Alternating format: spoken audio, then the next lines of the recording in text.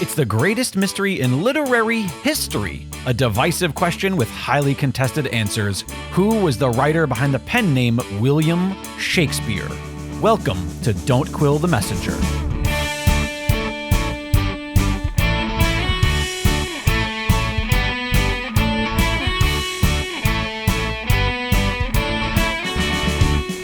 Here's your host, Stephen Sable. Welcome, Quiller Nation, to this incredible episode of Don't Quill the Messenger. My guest today is a very prominent businessman and dedicated super sleuth when it comes to the Shakespeare authorship mystery. You'll remember him from his previous guest appearance on the show, and you may know him from his various reviews and essays published in the newsletters of different Oxfordian organizations out there. John Foss, welcome back to the program. Thanks, Steve. Good to be back. You are one of the principal organizers and key sponsors of this exciting Quiller event we have put together for the 473rd birthday of Edward de Vere at the world-renowned Guthrie Theater. And before we get into the thrilling details of the itinerary for what is going to be the most incredible Shakespeare marathon weekend ever presented, I want to talk to you about some of the reasons this event is so important to you. Yeah. So tell me, what was the... Yeah. I know the answer. I know I know the answer. But for our listeners, tell me about the impetus, the inspiration for why this event has come about. All right. Well, as you remember, in the previous couple times I've been on, was about considering AI and Shakespeare, and then it was also Shakespeare as a polymath, and the wide spectrum of things that he did. And I've been interested in this since I went to high school at Blake High School in Minneapolis, and a teacher there kind of put me onto the Shakespeare authorship idea. And Blake used to be right next to the world famous Guthrie Theater. In the Guthrie Theater, we would go. Maybe we would put on 4 or 5 different Shakespeare plays each year, and Sir Tyrone Guthrie was was just famous around the world for just the knowledge of Shakespeare. So I was inculcated with Shakespeare, and then kind of made interested when I was 17 or 18 years old in the authorship question. So I think it has some. Number one, it has some Shakespeare and the Shakespeare authorship. Both have been interested. I've been interested in since I was a teenager.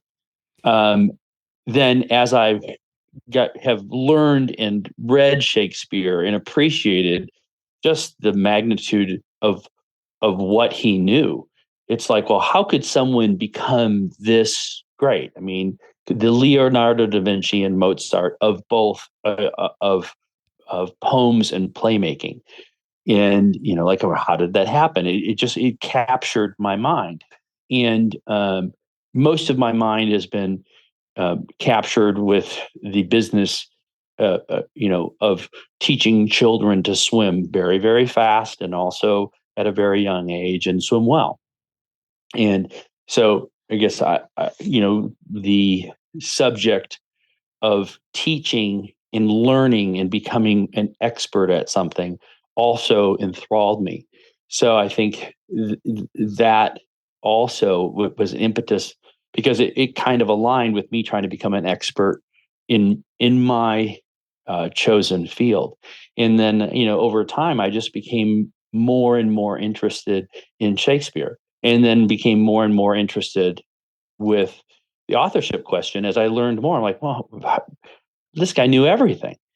And then after reading Robert Prechter's book, and then Stephanie Hopkins Hughes' treatise or book, Educating Shakespeare, and then I did the AI in Shakespeare, and I chose Shakespeare and the Law as a let's just test Stephanie Hopkins Hughes' theory, that if you delve into Shakespeare, you won't find the bottom. It just keeps going.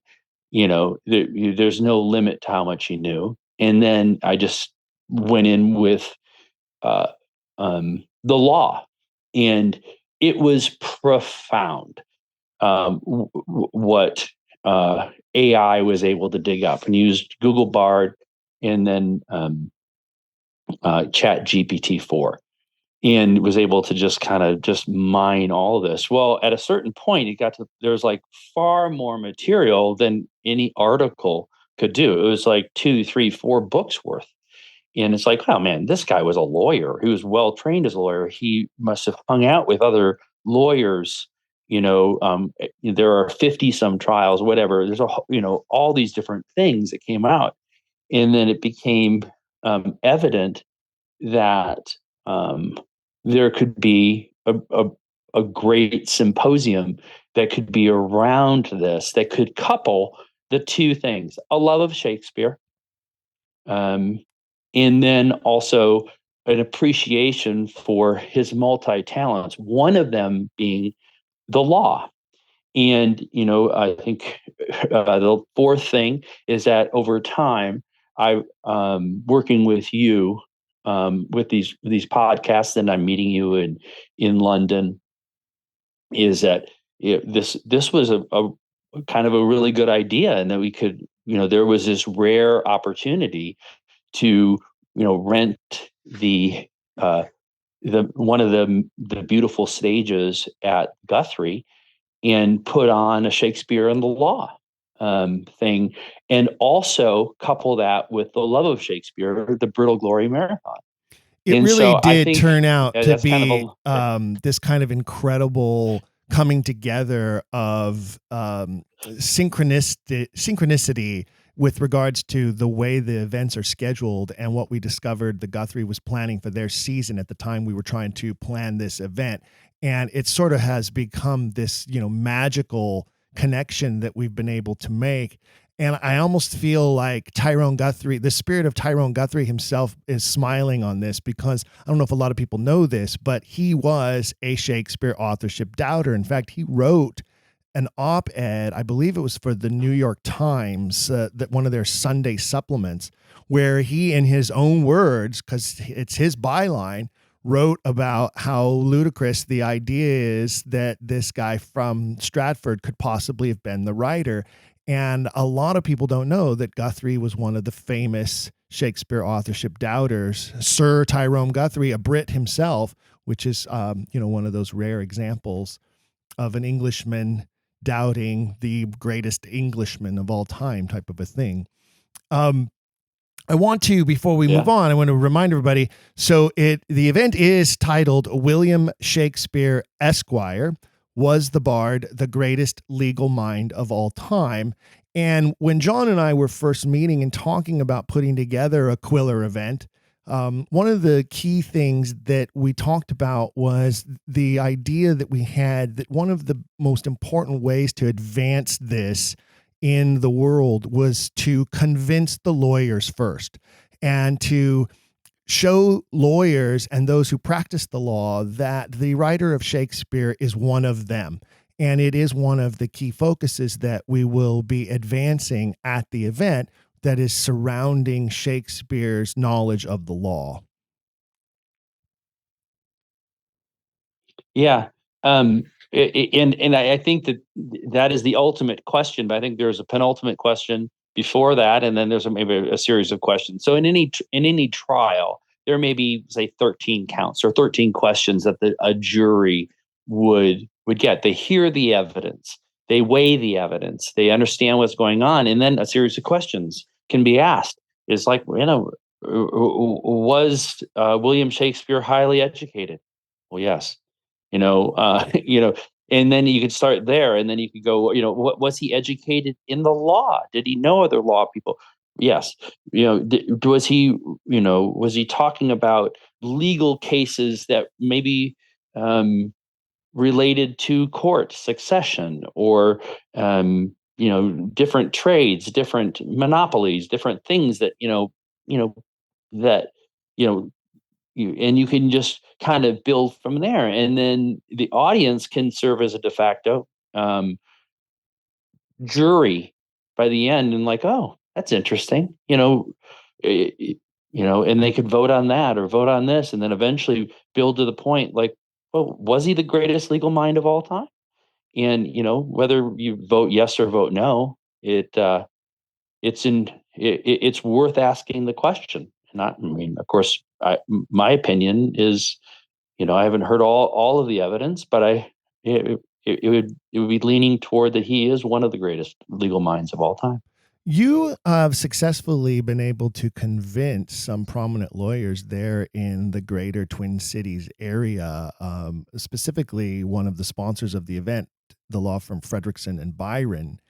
And they have agreed to come on board and assist us with presenting this in a way that those who are practicing law can attend the event and receive credits for their continuing education. A lot of people don't know that lawyers that have a license with their state bar are required to do a certain number of hours every so many years in order to maintain their license. That's true about a lot of different professions. It's very true about licensed lawyers.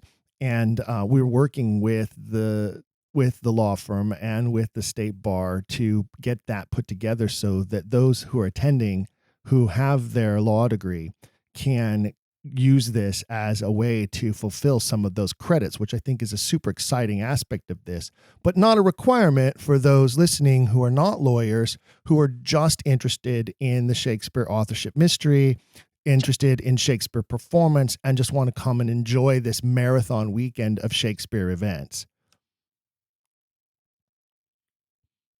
How did you get these very prominent, very, I don't want to call them stuffy because they're sponsors and we love them, but how did you get them even interested in this idea? Well, I think it's, I've done a number of different, I've used the law firm. They're like one of the most wonderful law firms of all time, for 15, 16, 17 years. I don't know how long. And you get to have close relationships with many of the lawyers along the way. And you talk about some of these things. You like share the papers. You share. I wrote up a couple of briefs. I'm kind of like, I think I kind of know the law a little bit. I don't, but I think I understand more law than the average person.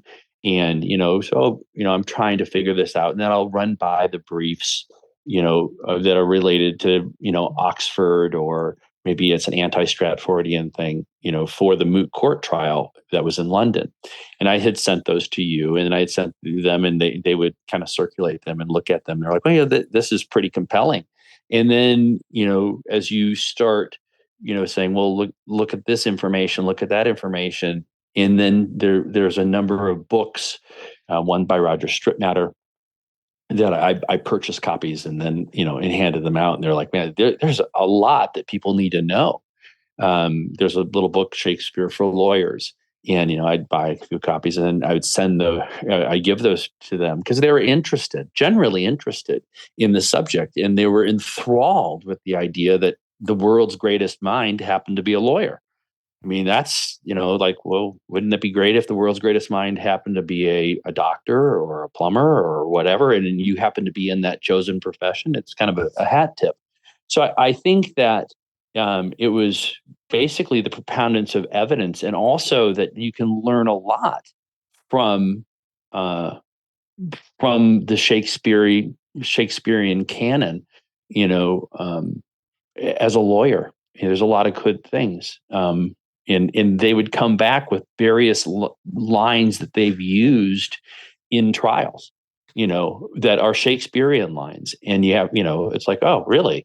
You use Shakespeare as, in these trials? And they say, yeah. And be like, and then it was like, well, I think about doing this event. Well, this is something we might be interested in sponsoring, and we could do CLE credits. And, this would be great. So it just kind of happened. over a long period of time. Well, and that, not to jump too far ahead, but there's another aspect of this event that also has been sort of brewing over a long period of time, and it's the performance near the end of the day of the symposium of Hank Whittemore's Shakespeare's Treason. We'll talk about that in a little bit, but that also has been developing over multiple years. And it's just wonderful how so many aspects of this have been sort of swirling around for so long and are all finally now coming together to create this incredible event. I want to remind everybody the event is happening April 11th through the 14th in Minneapolis. You can go to the website to find out all the details that we're about to go through right here in the episode at monumentalshakespeare.com. monumentalshakespeare.com. It is a special website designed just for this event that has all the details, the links to register, the hotel link, the registration links, some details about the itinerary, though you're going to learn a lot of them right now. But you want to remember to go to monumentalshakespeare.com in order to jump on board and be there with us April 11th through the 14th.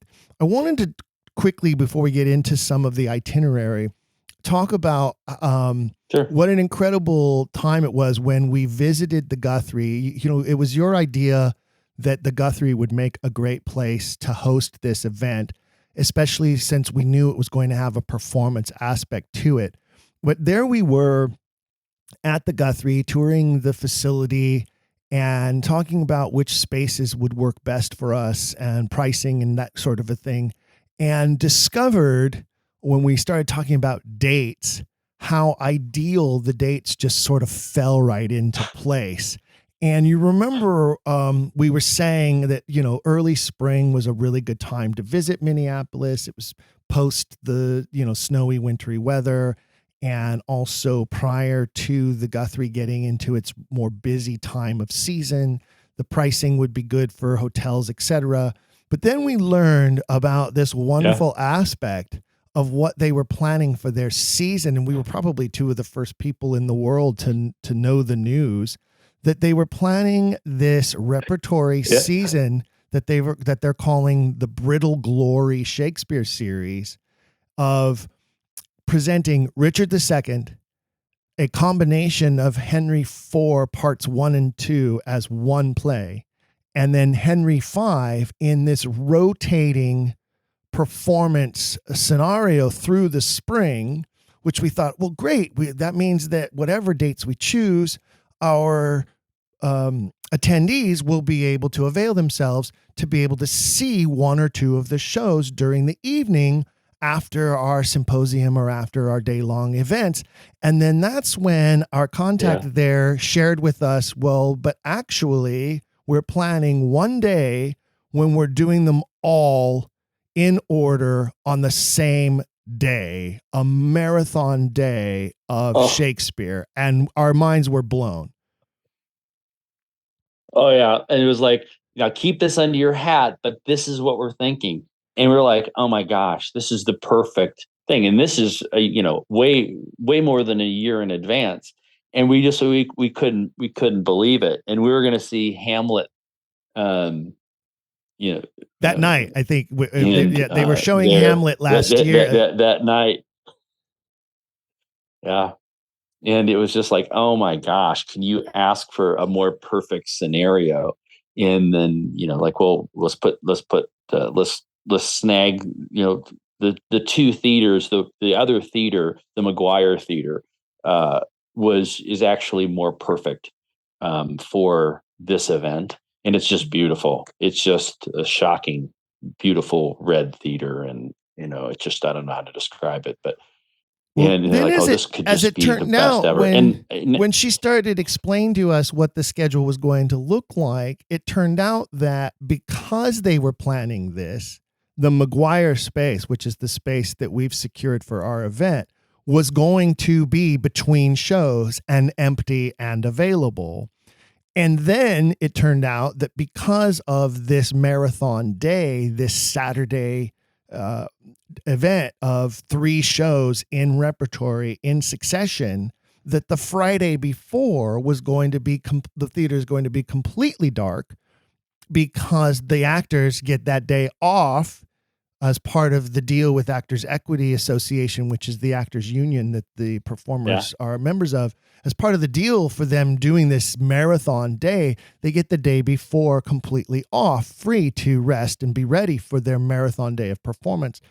And then when she told us the dates, and she said, "Oh, well, the day that was the day we wanted." and we were like, "Oh, it's the exact day we wanted because it's Edward de Vere's registered birthday." And we couldn't believe how perfect it just sort of fell into place. Yeah. I was like, we went out to dinner at a place, it's Fogo de Chao. It's a great, and we're laughing like, can you believe it?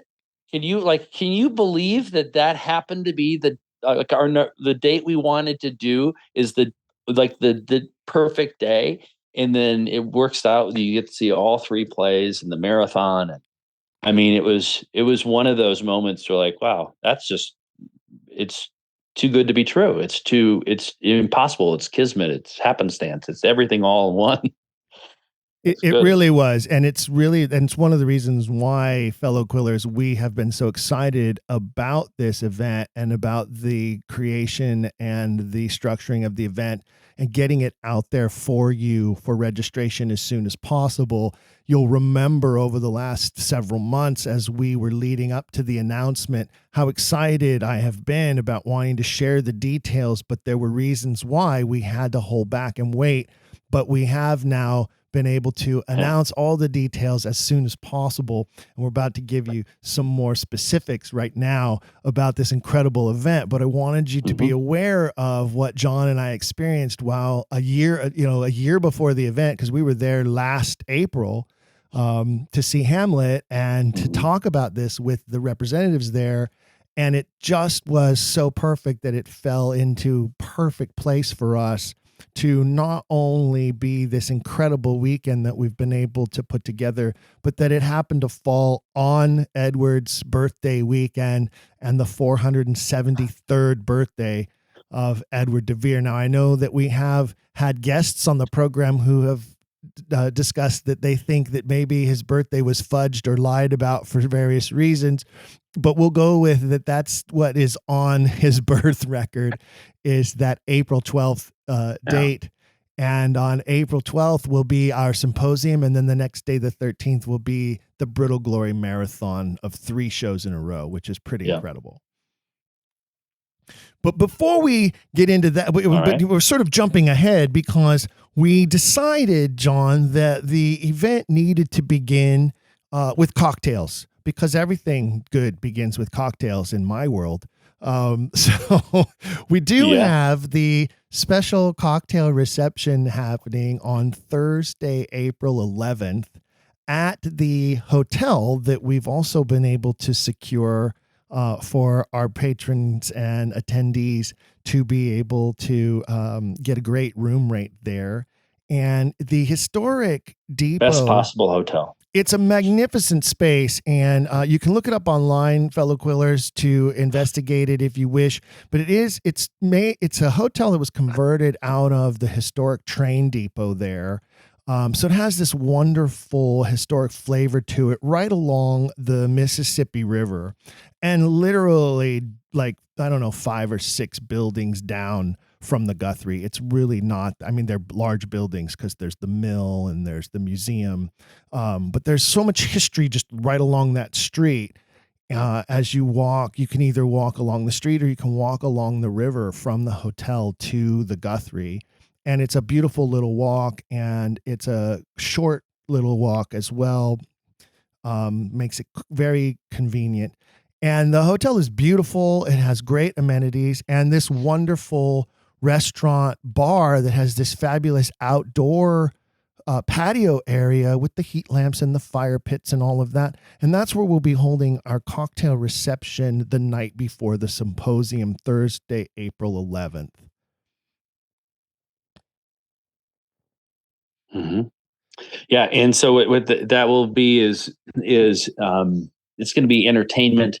There'll be a time to meet and talk and, and get to know people, whether you want to or not, however you want to deal with it. I'd love to meet everybody and I'm sure Steve as well. And just, real friendship. It's just like, it's the ideal area of town, the ideal, venue, and we'll have gift baskets. I've already started procuring all the stuff for the gift baskets that are going to be really kind of cool. So when you check in, you're going to have some supplies for the 3 days that you'll be there. And little and bonus then, feature. Yeah, a little bonus feature. I mean, I always believe that when people walk away from something, they say, well, that was a really good deal. You know what I mean?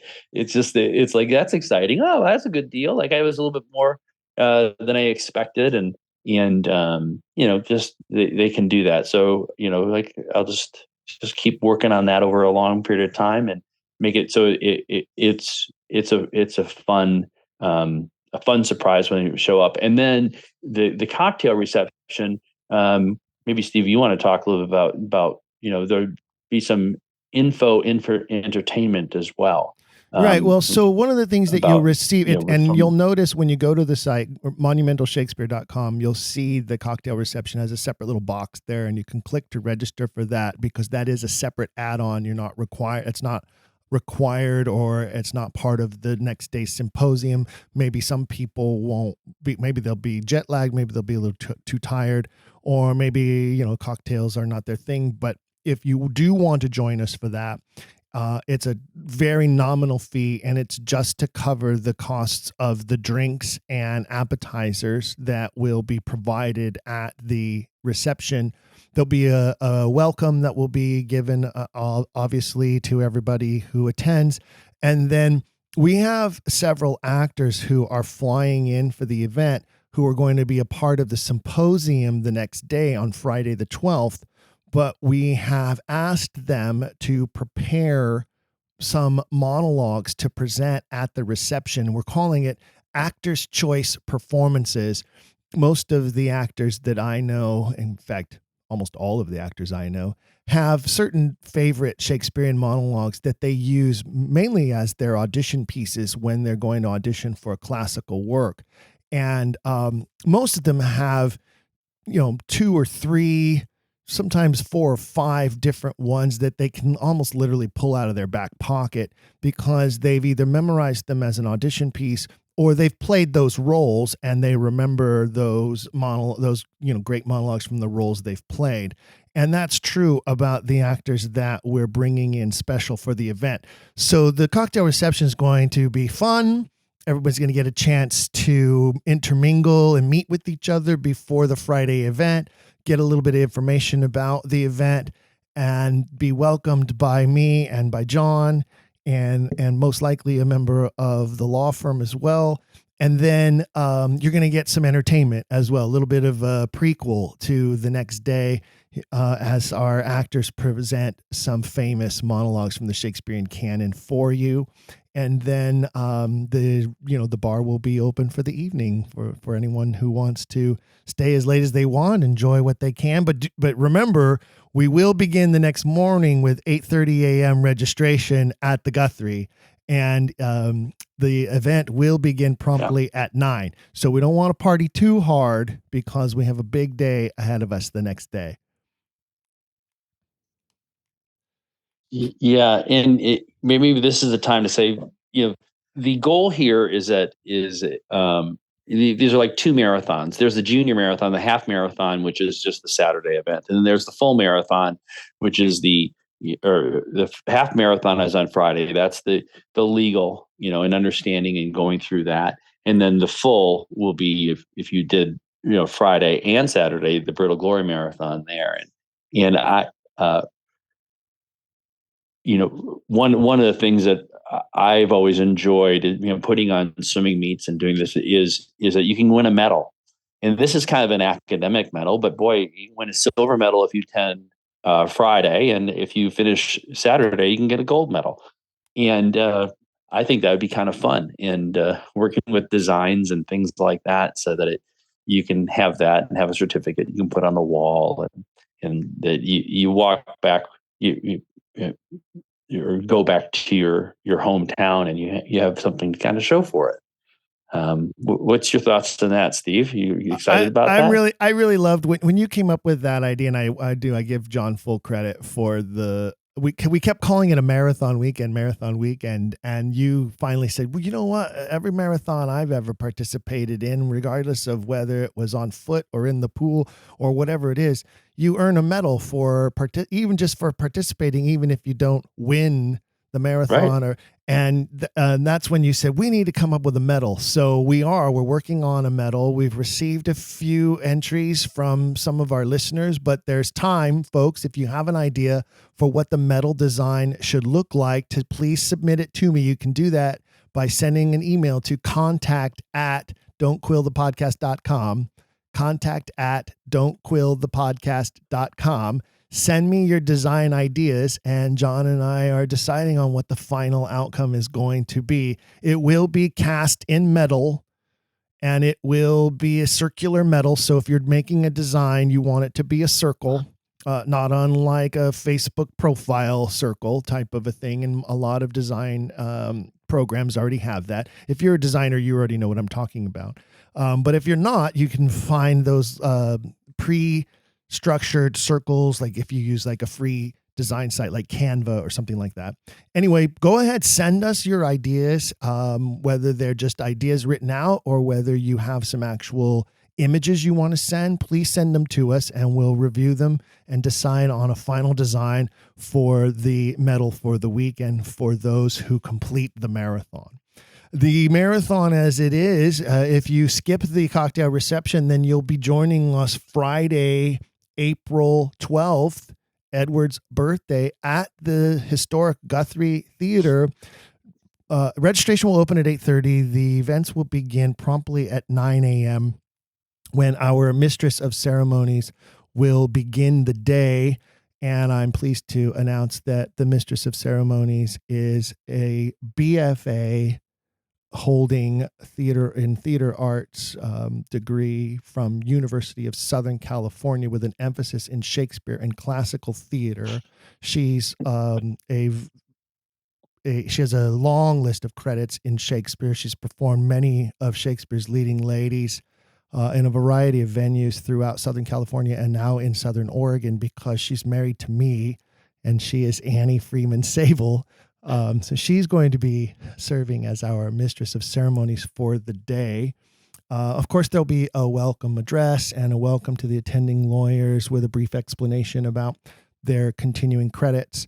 And of course, some representation from our law firm sponsor, Fredrickson and Byron. And then we will begin the day's events.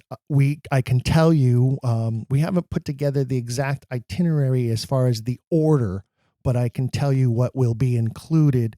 And one major aspect that we have secured is we will have Bryan H. Wildenthal, Professor Emeritus from Thomas Jefferson School of Law and visiting professor at the University of San Diego School of Law, on hand. He will be giving a presentation about Shakespeare's legal erudition and the rule of evidence, but he'll also be involved in presenting some of the analysis to the scenes from Shakespeare that we're going to be presenting as part of the symposium in the first half of the day.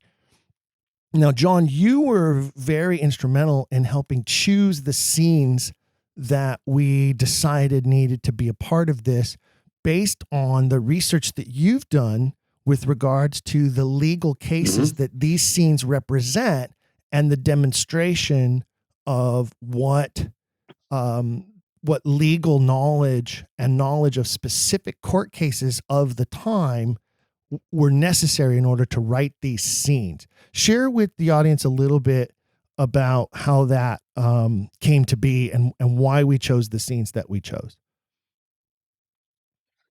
Sure. So if you look at the AI article, it's about Shakespeare and the law and understanding that. There was quite a bit more that was not included in that article. One of the things was trying to determine how many different trials occur in the canon, and formal trials in a court, or there are other de facto trials as well. But there's much more than 40 of them, and then choosing what are the most impactful. And probably the most impactful of them would be the Merchant of Venice. And the debate between the Chancery and the Queen's Bench, and the rule of common law versus the rule of equity. And the trial is really all about that, and the determination, and the future direction of law as we know it was kind of pivoted around the Merchant of Venice. And that would be one example of maybe the number one example of those 40 or 50 different trials that occur in the canon. It's a fantastic scene, and so many people are so familiar with that scene, and for so many different layered reasons. The first of which, I think, is that you have Portia, who disguises herself as a doctor of the law. So here is a woman who, for all intents and purposes, throughout most of the play, is trapped in her villa along the Brenta River. P.S. I've been there now, Villa Foscari. It's a beautiful place. And there she is, trapped there, waiting for the right man to come along and choose the right box in order to become her husband and free her from this imprisonment, which is the story of that villa, by the way. And you can listen to the special bonus feature that we have from last month, where I talk about that, having visited there. But here she is, and she comes to Venice and learns about what's happening and dresses as a lawyer, and then delivers some of the best legal doctrine in the canon. And part of that, of course, this, that beautiful, eloquent speech about mercy. And so that's Act 4, Scene 1 of The Merchant of Venice. And our Shakespearean actors that we're bringing in will be performing a chunk of that scene, which will be bookended by a description of some of the stuff that John was just talking about, and then analysis afterwards, which will be provided by Bryan. And the introduction will be provided by Eric Castro, who is a partner at Luís, Brisbois, and Bisgard and Smith in Los Angeles. They're a very prominent entertainment law firm, entertainment and personal property. And intellectual property is a huge focus that they have there, but they do a lot of other things. But Eric is a partner there. He's also a Shakespearean actor and opera baritone. So he will not only be delivering some of the legal introductions, but he'll also be performing as part of the scenes as well. And we might even be able to convince him to sing us an aria or something too, as well, while he's there. Yeah, I think the number two, I'll use that as a segue. The number two, of course,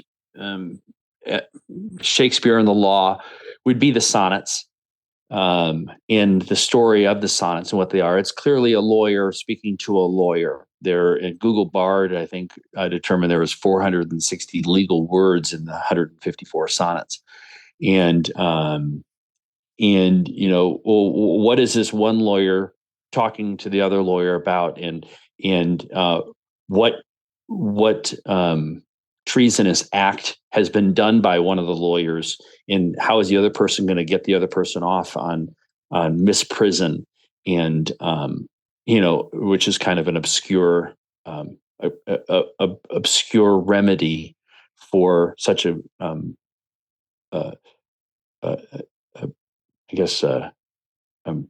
capital offense as treason. And I do think that understanding the sonnets from a legal point of view is critical to realizing just how a lawyer actually was encoding secrets about the law, secret messages, or whatever it might be, using legal words, which are, fairly difficult for most people to understand that haven't had that legal education. I guess that's a very, after Merchant of Venice, I would say is number 2 on the list. And it's really incredible because the sonnets, when you look at the sonnets from a historical perspective, and I don't mean the historical perspective of what's actually contained there, I mean the historical perspective of how they have been traditionally analyzed and described. The Stratfordians tend to, call them this, strange series of love poems depicting some sort of a love triangle that's going on between 3 entities involved. And then they sort of dismiss them. Oh yeah, that was that thing that happened. And then you look at Shakespeare authorship skeptics and how they basically followed what the Stratfordians dictated to them, that they're this series of love poems. And it's always been very disappointing to me to see authorship skeptics who literally cannot break out of the path that the Stratfordians first gave them, that this is just love poems, that it's all about romance, and that's all it's about. And it's so ridiculous now when you do look at, and you have asked AI to analyze it, and you do computer analysis of the number of terms in there, and you find how many, just the overwhelming number of legal terms that are being used there.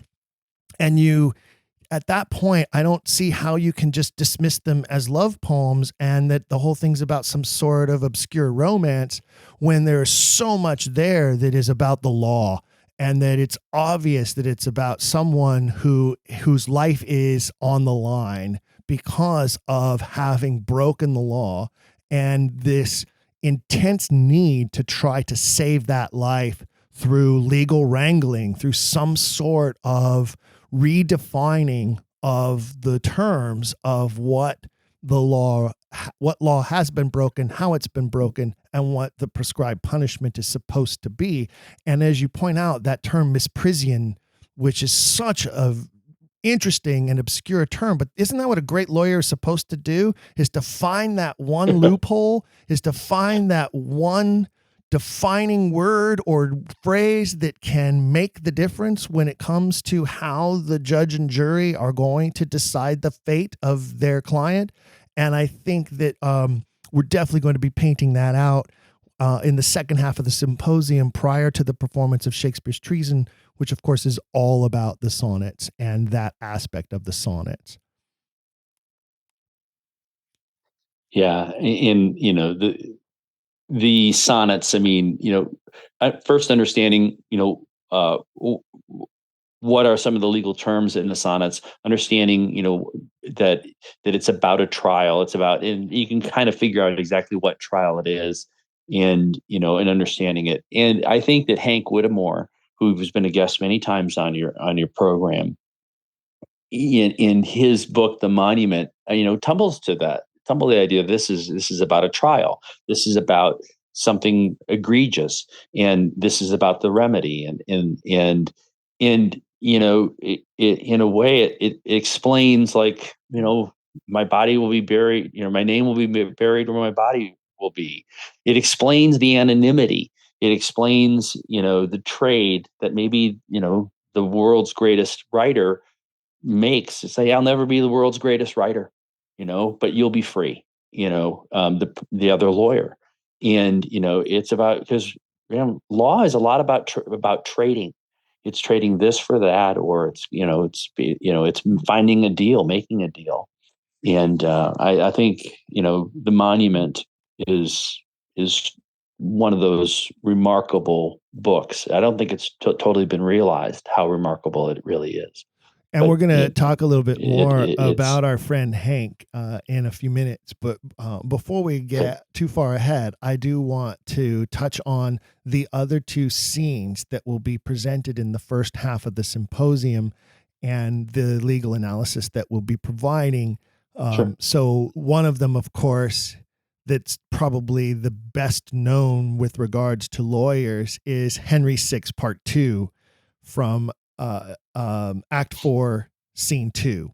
And we're going to have our actors there to perform that scene, which of course includes that very famous line, "First thing we do is kill all the lawyers," which has been taken so far out of context throughout the centuries.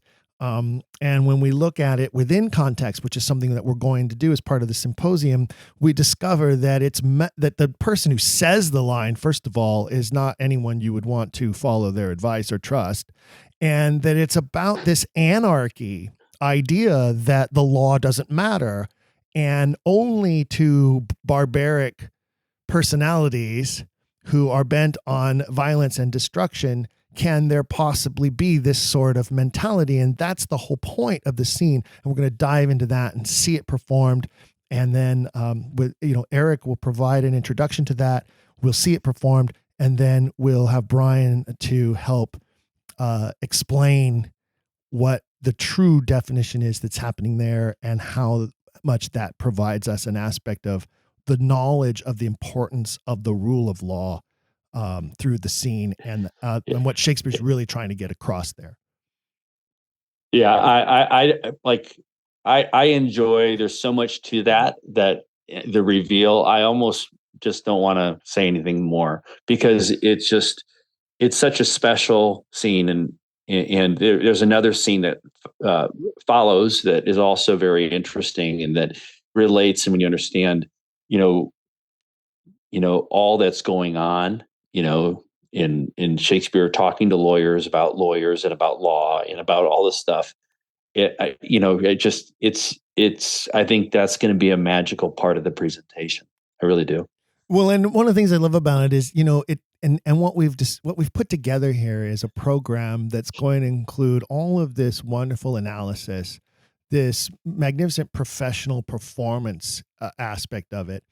That also includes, the drama and the humor that the writer was so good at pairing together. And then we get, this fabulous legal analysis that explains and demonstrates the writer's knowledge of the law, all leading up to that ultimate question: was he the greatest legal mind of all time? And that's what each little step. So it's sort of like what we're doing is we're presenting evidence through a variety of different ways, not only presentation, but through performance and through analysis. And there's sort of there's this cross-examination of the scene that's sort of happening, right? That Bryan will be delivering. So you have Eric, who's going to be sort of delivering the opening arguments, right? Then the evidence is presented. And then you have Bryan, who's going to sort of deliver the closing arguments on each of these scenes before our jury, our audience that will be sitting there watching and enjoying. And it's going to be a really cool structure for the day.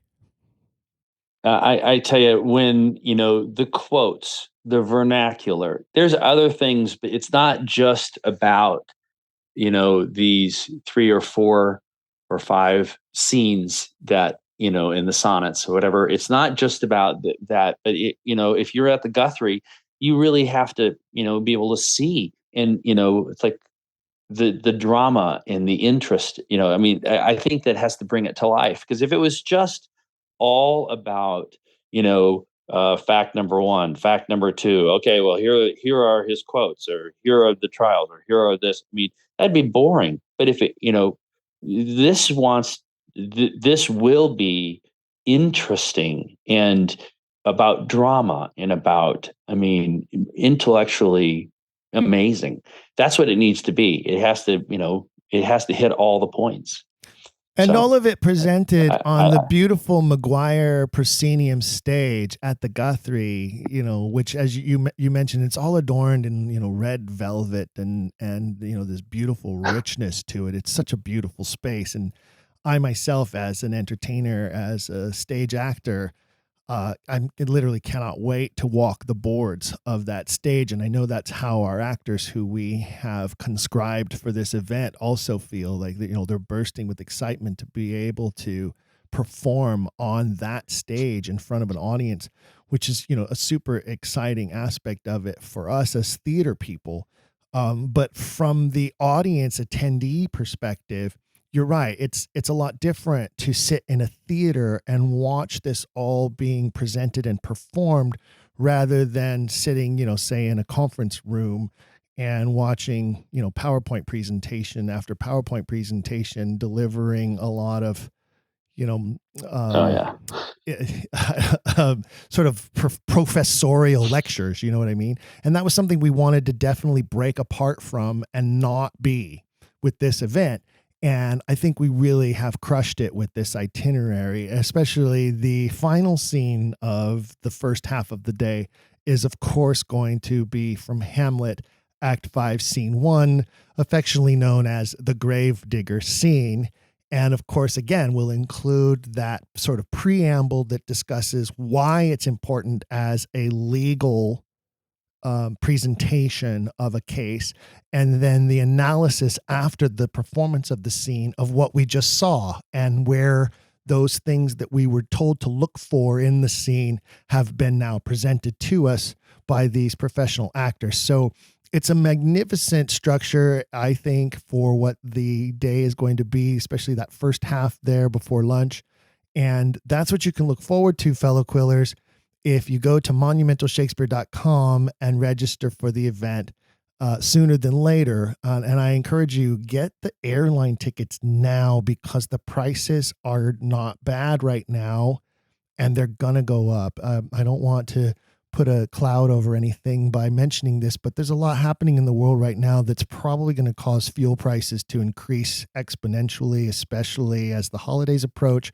So you want to jump on airline reservations now to get those best rates. And of course, then don't forget, there's only a limited number of rooms available at our special room rate at the hotel, and only a limited number of the Brittle Glory Marathon tickets that we've been able to secure at that special group rate at the Guthrie, which we'll be talking about that in just a moment after we share some of the second half of the symposium, which will include, as we mentioned, Shakespeare's Treason. John, you talked about Hank Whittemore's The Monument. I absolutely 100% agree with you that I think a lot of people still haven't realized how important that book is, how monumental that book is. And it is obviously, folks, no coincidence that we chose Monumental Shakespeare as the name for the website and the presenting entity of this event. And it is an homage to Hank and his work. And obviously a big part of this event was something that John and I talked about many times before. And now it's been 2 years in the work with John and 4 years in the working or more with Hank to make this happen, to get this performed on a stage like the Guthrie. But John, share with me why it's so important to you, and because, it sounds a little self-gratifying and self-indulgent for me to go, oh, you need to all come see me perform Hank's work. But I want you to talk about why it's so important for you to have included this as part of the symposium. Well, it could be argued that that the sonnets are the number one, as far as from a legal point of view, and there's so many quotes and there's so many, interesting things about it, you really couldn't not include it. Once you've read the monument a couple of times, and it's 700 some pages long, so it's not some, it's not for the faint of heart. And then kind of going through it, and then of course Hank did a shortened version of it and released that maybe last year. I think, I personally believe I've watched the video of Hank performing the monument, and that it has the potential of being a Broadway type performance. Of course, this is one of the premier off-Broadway type venues. Yeah. And so we think about, well, what could it be to have a professional actor who actually understood the real story behind it and understood the trade that was made or whatever it might be to free Southampton and whatever created the sonnets. So I really believe that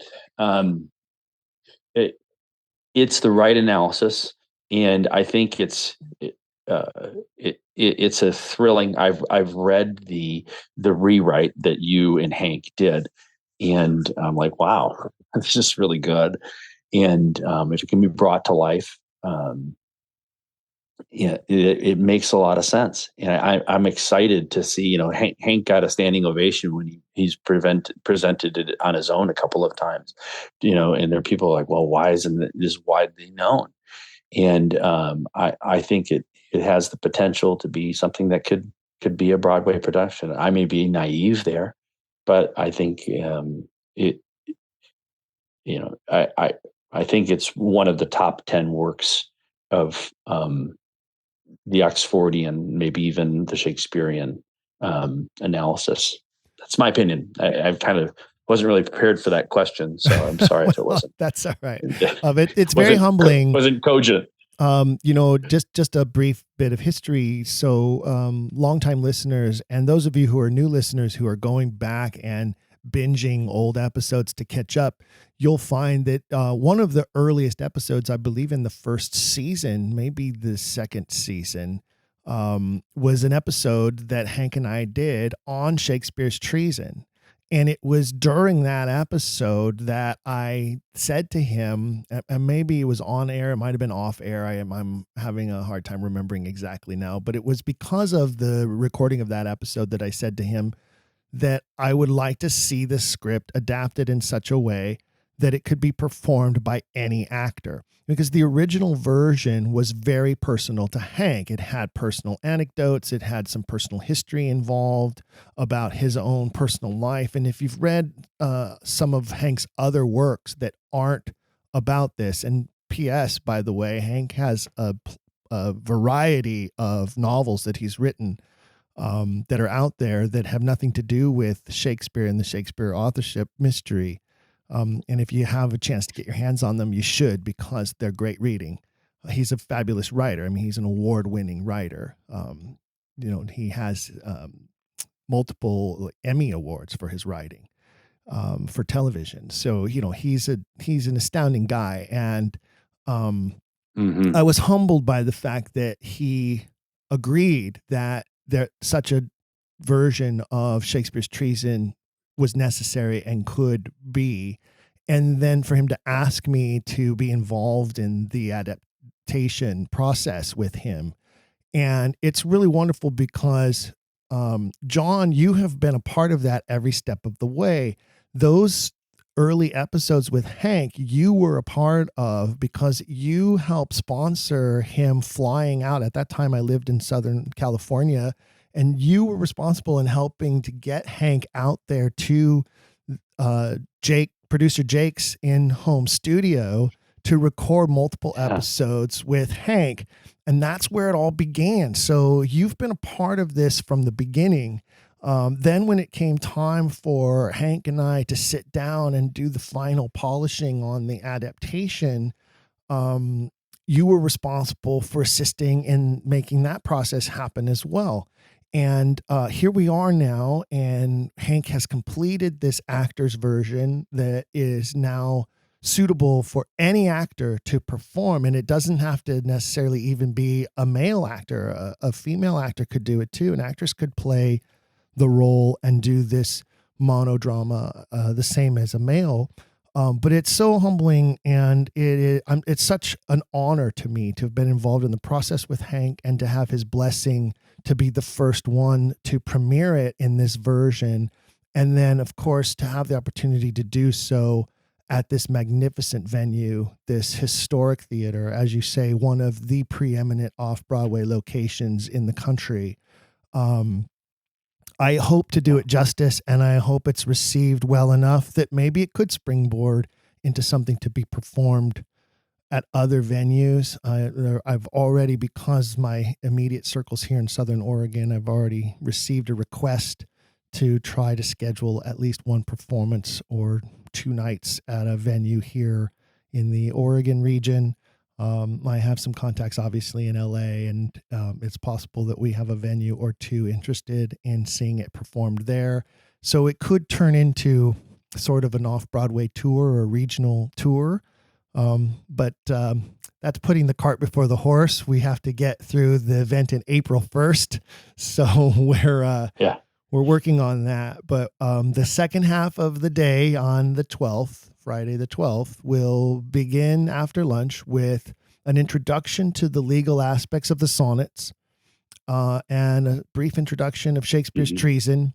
Then I will perform Shakespeare's treason, which will conclude with a question and answer session with the audience, not just about the play, but about the entire day's events, some closing remarks, and we will wrap up Friday afternoon before everyone will be on their own to find where they would like to go to dinner. Of course, we are building a restaurant list, a recommendation list that will be on the monumentalshakespeare.com website for those of you who are coming, so that you can know some of the places that John and I have already explored together, or that John recommends because it is his hometown.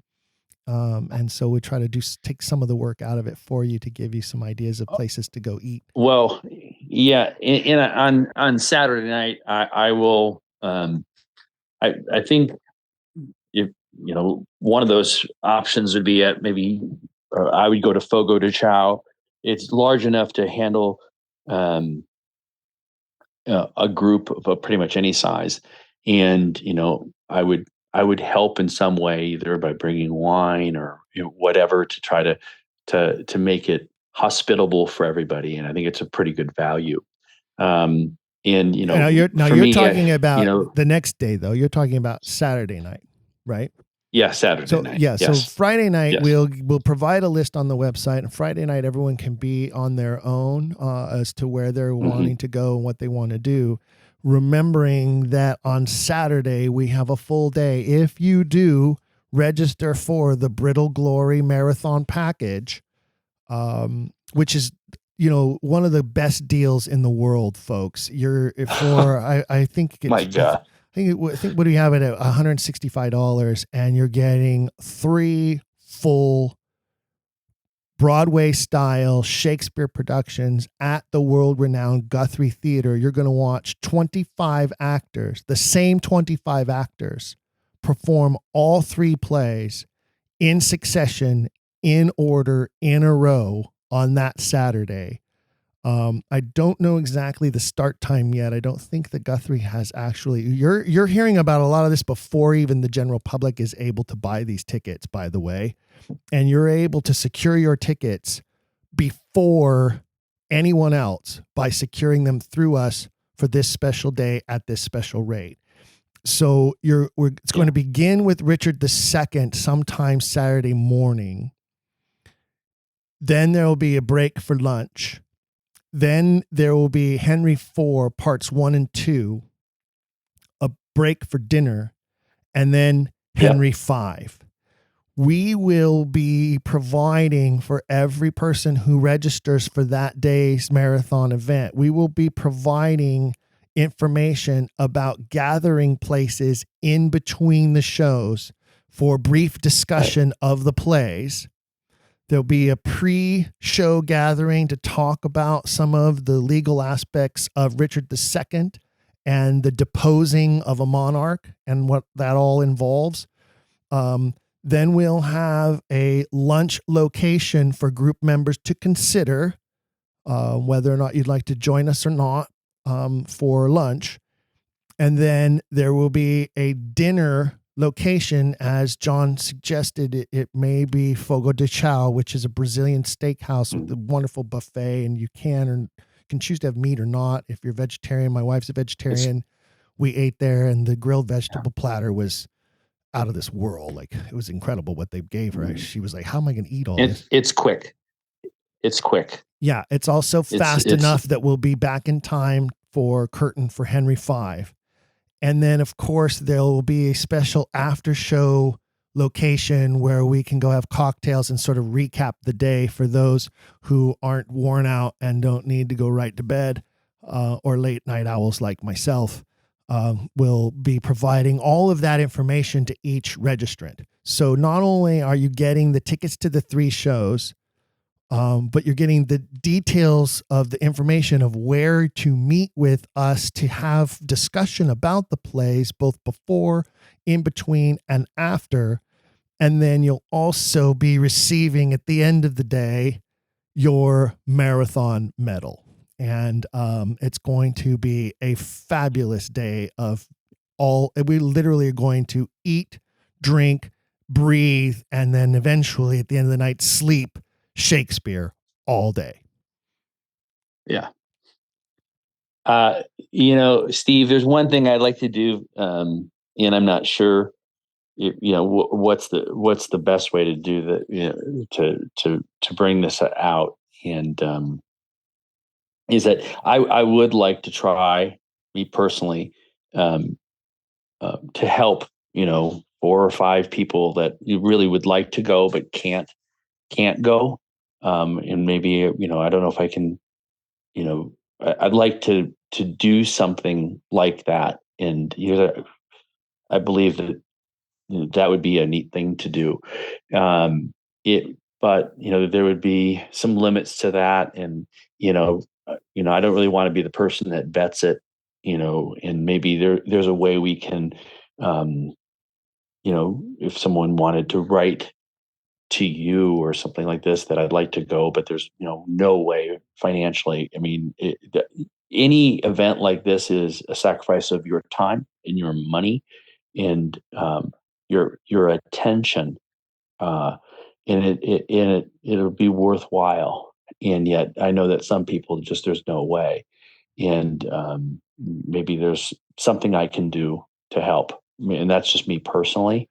Well, that's extremely gracious of you, John, and incredible. And ladies and gentlemen, you heard it here first. I just heard it first. He's never suggested that before now. So something in your heart just at this moment obviously prompted you. And so you heard it here, fellow Quillers.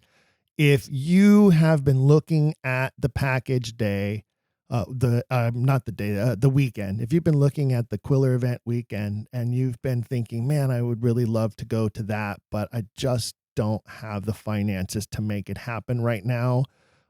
John is offering, I'm going to call it a scholarship, I guess. He's offering scholarships. We don't know how many. That's something he and I will talk about off air to make sure that his graciousness doesn't get taken advantage of. But if you're one of those people who is looking at this and saying, man, I would really love to do it, but I just can't afford to do it, you can write to me. Contact at don'tquillthepodcast.com. There's no criteria. This literally just came off the presses. So there's no established criteria, other than I would say is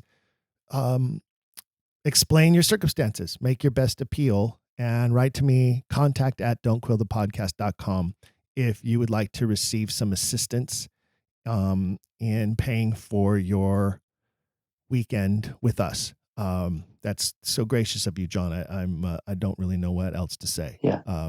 I will say this though, folks, Quiller Nation, this is already one of the most, if not the most affordable Shakespeare authorship weekends I have ever seen presented.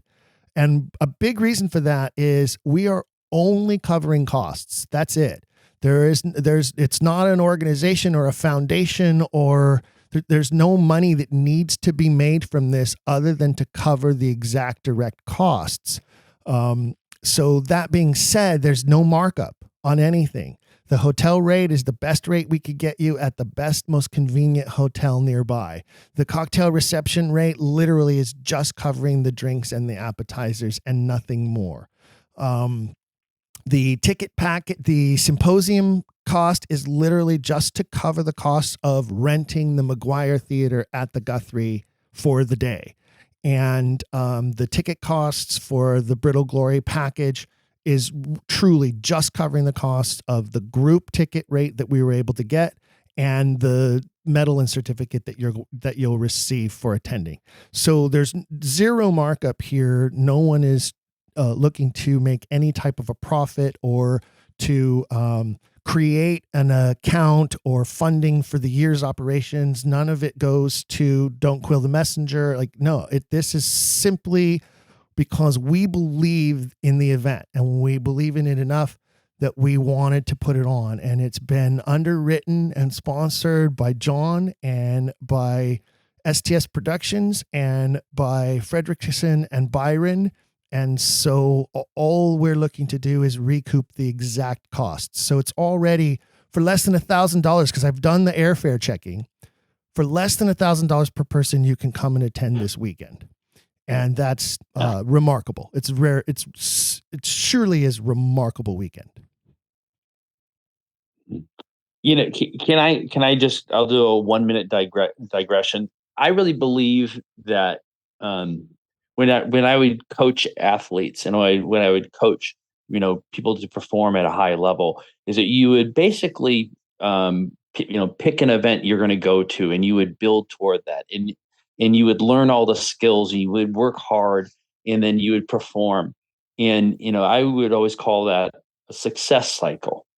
And, if you look at Edward de Vere and or even say whoever was Shakespeare, is that, when Venus and Adonis appears, it's the world's greatest poem. And there was a lot of success cycles that happened before that. And, there had to have been a reason why the author, continued to work and try something. This is just a success cycle. And, this whole event, it's saying, okay, this is an idea. We're going to go out there. We're going to do it. We're going to perform and it's going to be awesome. And, when you think of it that way, you become emboldened. You want it to be successful. You're going to work extra hard. You're going to study. You're going to put the time and effort in. And then in good, bad, results, whatever, it doesn't matter, and I think that's the way to look at this. And you put everything aside and you just say, hey, this is worth my time and effort. And you're not, whatever the result, it's okay. And I don't know, that's kind of how I look at it. And I want it to be successful. And I think that, it's a step in the right direction in many, many different ways. And just so you know, folks, from an outreach perspective, because of the aspect of the continuing education for lawyers, one of the things that we're going to be doing to help promote the event, and because we want all of you there, we want the Quiller Nation there because you are us, you're our people. But we also want to pack the house with as many lawyers as possible because we're trying to convert them. Quite honestly, there's no way around it. We're trying to open them up to the idea that Shakespeare was not this guy from Stratford, that it's impossible, that he was a great legal mind and had to have been a practicing lawyer. That's a huge part of the goal of the event. And so I will be visiting Minneapolis weeks prior to the event, out there doing outreach, talking to major law firms, giving them flyers and information about the event. I will be visiting the Chamber of Commerce, the City Council, and all of the PR stuff that I normally do. There's a whole PR campaign that I have put together that I do when I'm promoting an event like this in the location. And it's something I've done before successfully many times. And so we're going to pack that house with as many lawyers, law students, legal clerks, college students, college educators, as many as we can. I'll be going to the local law schools. I'll be going to the local universities. I'll be doing a full week of campaign outreach prior to the event as well. And it all the more reason why having you there, fellow Quillers, surrounding all of these attendees who maybe are introduced to this topic for the very first time through attending this event, is going to help, right? You're the home crowd, as it were, right? I don't want to say you're the shills in the audience, but which is a theater term, by the way, but you're the friendly audience, right? And so it's all the more reason why we want you there, because it's going to help open the minds of the other attendees as they're surrounded by people who are nodding, who are asking intelligent questions about the authorship mystery. So there's another motive to this, which is convince all the lawyers first, type of a thing. And that's part of a big goal of the event. So it's very much an outreach campaign for Oxford in that sense as well. Yeah. Yeah. And I mean, reality is you could do Shakespeare and medicine, and you could do a bunch of other things as well. It's not, was not his only field of expertise by any means. Just inventing words and grammar and rhetoric, and I mean, you can go on and on and on about the things botany, and it's quite amazing what he knew. And but I think without question his legal knowledge in how he affected the law. So maybe in 2025, years. In 2025, we'll do William Shakespeare, MD. Was the bard the greatest medical mind of all time, and do a series of scenes from plays that involve medicine and doctors and medical knowledge. And then in 2026, we'll do William Shakespeare, Master Gardener, and we'll do a series of scenes that show his erudition in gardening and invite all the gardening associations and home and gardens to attend. I don't know. I mean, this could we could just keep going. I think that's. Oh yeah. Well, I don't know about that, but I mean, you're making me laugh and smile. It's awesome. But yeah, I mean. He was a polymath, and I think he endeavored to be kind of good at everything. And I think that he was addicted like no other person, and that's why he bought Fisher's Folly, as a place to house his writers and his actors, and why he was connected to 6 of the playhouses in the 1580s, and why he was paid 1.5% of Queen Elizabeth's budget, just to put on plays at court. I mean, it all makes sense. And, it's like, and then anyone that tries to be excellent at anything, it takes a long time. It takes, you have to be kind of addicted. If you want to be the world's best quiche maker, you better make a lot of quiche. I'm just picked a random thing there, but that's pretty random. William Shakespeare, Master Baker, and we can do Titus Andronicus. I don't think that's really going to fly well with too many pastry chefs. Yeah, I don't even know if they'll ever do another like Brutal Glory thing. I think this may be a one-time thing. Just where you see a marathon like of this quality in that cool of stage. I don't know. I think I don't want to speak for the Guthrie and their artistic team, but I will say this: if it were me, and I am a Shakespeare producer and I do have a Shakespeare company, I'm not in a position yet to be doing that type of a marathon of shows with my company.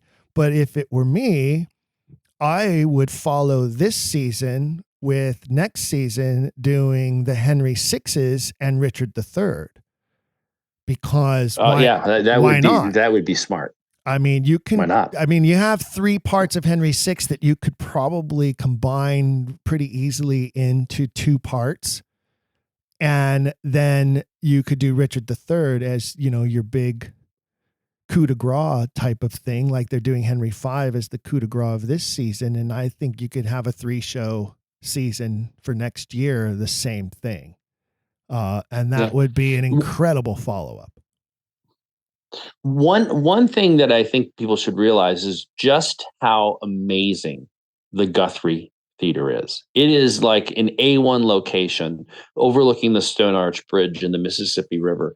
And it has this infinity area where you can look out. It's 7 or 8, 9 stories tall.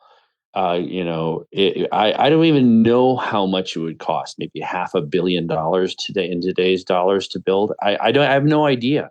It's so beautiful from the outside, inside. It's maybe you should, because you've only had the 1 or 2 visits there. What are your thoughts on just the venue?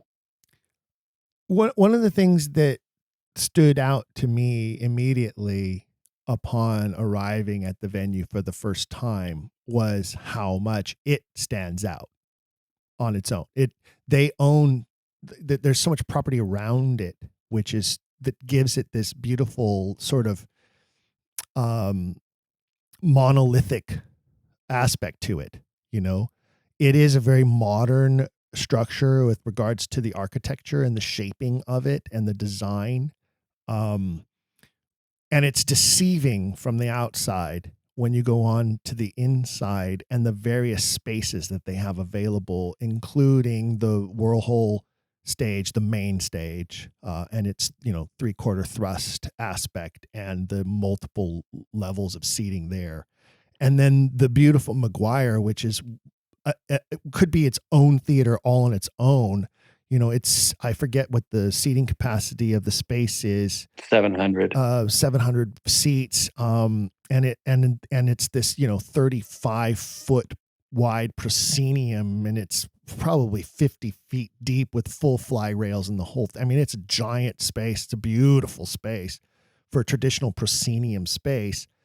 And then they have this 300 seat black box upstairs that is in itself an incredible space that I would love to have my hands on for other things, plus classrooms and lecture halls.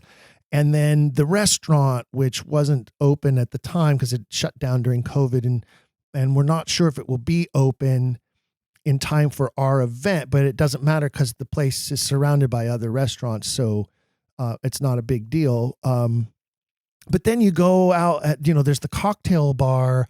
And as John mentioned, there's this affinity bridge. It's this giant thrust that goes out towards the Mississippi. And when you walk out there, it's almost like the platform that many of you've maybe seen that goes out over the Grand Canyon, only not quite as high, and it doesn't have a glass floor. But it has that same feel to it. And you go out and you look over the mighty Mississippi River, which is like the headwaters way that far north too, and you just can't imagine the magnificence and the power of that river. And so, it's just an incredible building. It's an incredible place.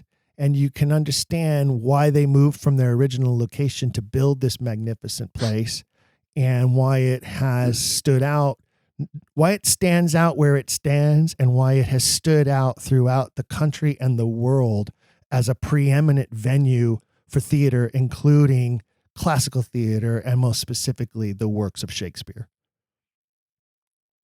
Yeah.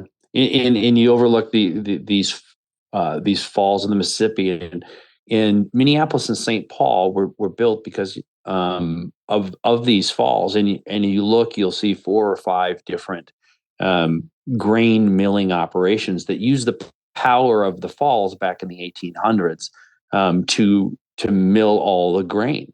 And you can still see some of those buildings that they exist even today, on either side of the river. They're still milling flour. They're still milling flour there today. And if you do decide to join us in April, I would encourage you, if you can, arrive early on that Thursday, the 11th, so that you can spend the afternoon exploring some of the buildings there along the river, between the hotel and the Guthrie, or stay an extra day and don't leave until Monday, so that you can enjoy your Sunday there on the 14th. and explore and visit the mill museum that is right there. Literally, like next door to the Guthrie is the old mill ruins and the museum, which is incredible experience to go through as well. Not to mention, there are other very exciting aspects of Minneapolis, and I think it's probably attributable to the Guthrie and its presence there, that Minneapolis has a thriving theater scene on top of the Guthrie. It's a theater scene very similar to LA, Chicago, or New York. They have giant Broadway touring companies. They have small black box theaters.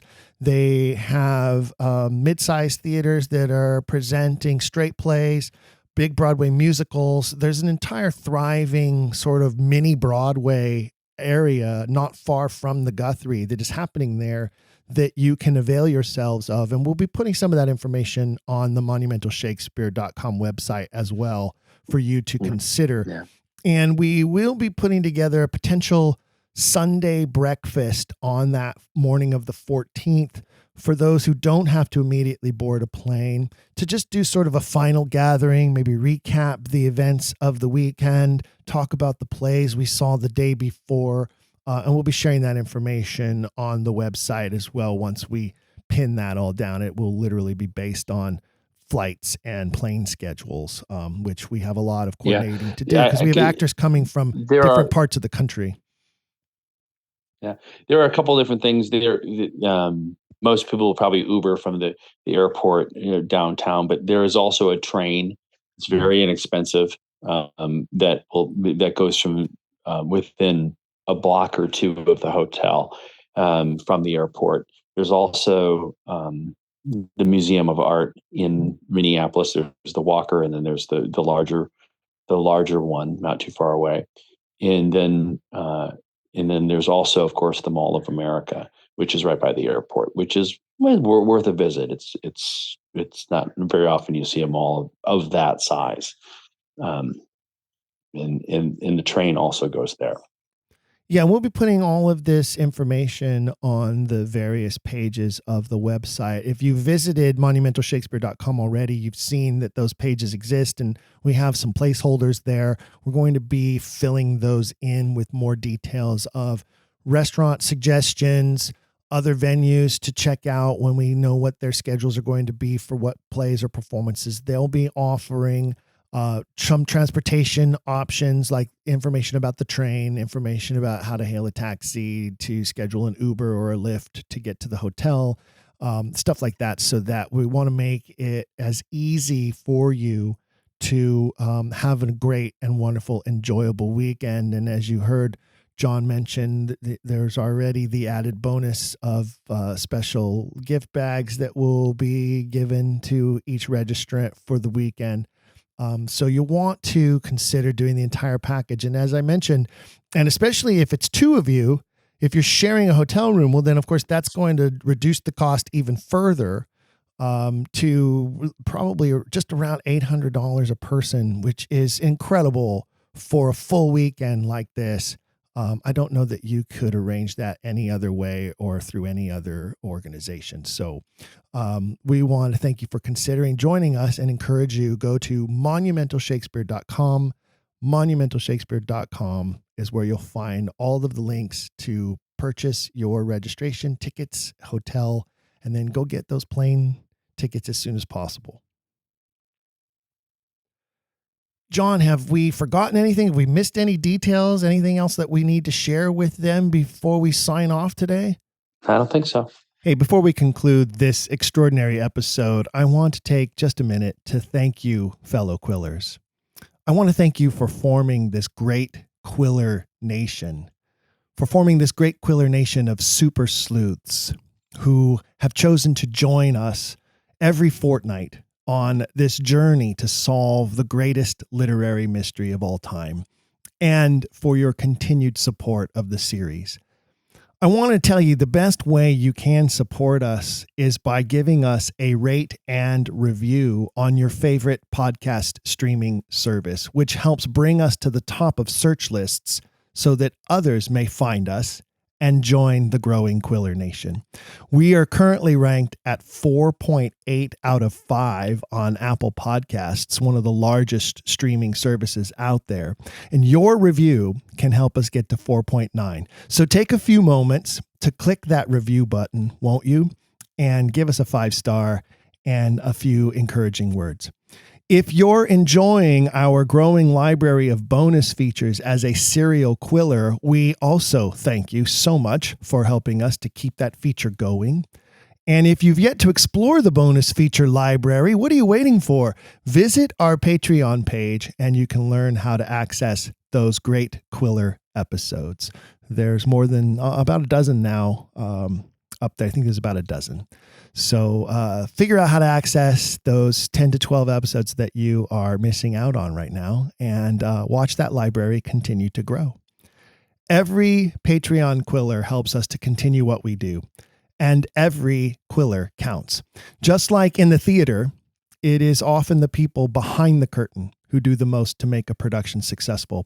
And that's just another reason why producer Jake and I love to acknowledge our Quillers of the Month, such as the October Quiller of the Month, John Eddings. John, as Quiller of the Month, will get to choose a special item from our Quiller swag shop and display his Quiller status with pride. And speaking of Quiller swag, producer Jake has added some new awesome items to the shop. So go check them out, won't you? I just ordered a new hoodie and some new t-shirts. I especially love the new Vainglorious design. You all know how much I enjoy that word and how I apply that word to Edward de Vere. And if you're not familiar with the difference between someone who is vain and someone who is vainglorious, I encourage you to look those up. But you have to see the shirt. You have to see the design. It's wonderful. Jake did a fabulous job. So go to the swag shop and check it out. You can access it easily from don'tquillthepodcast.com. And that's where you can find the link to our Patreon page and other access to other informative Quiller links. So remember, visit don'tquillthepodcast.com. I know many of you stream the show from your favorite streaming service and don't actually visit the website that often, but I encourage you to pop in there once in a while just to make sure that you are checking out the Patreon page, checking out the swag shop, and the other links that you can find there on the homepage of don'tquillthepodcast.com. Can't wait to see all of you in Minneapolis this April for our outstanding Shakespeare Marathon weekend. I hope that all of you will consider joining us, and I hope to see and meet many of you face to face for the first time at the event. Don't forget to register now while the hotel rooms and tickets are still available. Remember, there is a limit to the number of hotel rooms that we can get at that special discounted price, and a limit to the number of group tickets that we have been able to secure from the Guthrie for that Brittle Glory Marathon package. Brittle Gory. Well, there are some gory scenes in some of those Shakespeare history plays, aren't there? There's a lot of murder and death going on between Richard II, Henry IV, and Henry V. So yeah, register now. Don't miss out on those special prices. And I'll say, get your airline tickets now before the airlines start to raise their rates with the holiday season coming. And who knows what's going to happen with fuel prices in the world as it is right now. So right now, as I have mentioned before, the rates are really, really low. And it's really cheap to make it to Minneapolis from either coast or anywhere in the country that you might be coming from. And those of you who are overseas, I hope that you can join us as well. We would love to see our international Quillers at this inaugural Quiller event. So looking forward to that, getting super excited about it. The clock is ticking. It's going to be upon us before we know it. You can find all of the links and everything you need to know at monumentalshakespeare.com, monumentalshakespeare.com, all one word, Monumental Shakespeare. And it's going to be a monumental event. Until next time, Quiller Nation, say it with me. Keep asking questions. If you've enjoyed today's episode, please leave a rating and review in your podcast player. For even more, visit our website, don'tquillthepodcast.com. There you can find official merchandise in our shop, as well as a link to our Patreon. This show is made possible by people like you. We hope you'll consider showing your support by becoming a monthly patron, where you'll receive bonus material and tons of exclusive perks. You can also join in the conversation on our Discord and by following us at Don't Quill the Pod on all social media. All of this can be found at don'tquillthepodcast.com, don'tquillthepodcast.com.